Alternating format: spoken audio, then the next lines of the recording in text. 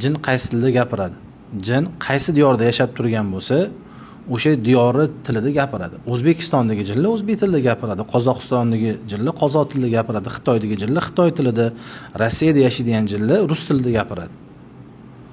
Misol uchun O'zbekistondan boshqa yo'lga chiqmay, faqat O'zbekistonni ichida yashab, faqat o'zbek tilini biladigan jin boshqa tilni bilmaydi.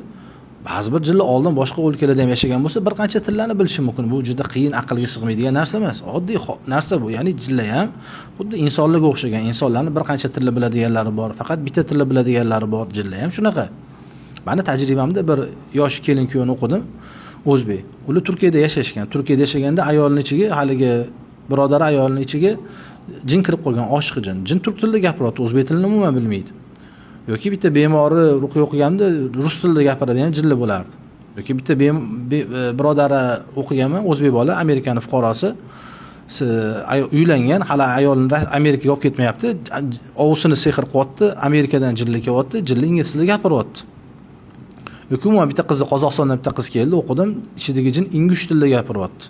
Diktofonga yozib olganmiz, sursursa ingliz tili. Unaqa holatlar ko'p bo'lgan. Bir bemor, bitta bolani o'qiyapman, jinni chiqib ketdi, tuzaldi. Shu o'qiyotgan paytimda jin umuman boshqa tilda gapiryapti. Bola Tailandga borganda afrikalik qiz bilan tanishgan, senga uylanaman deb haligi qizni aldab ishni qilib yurgan.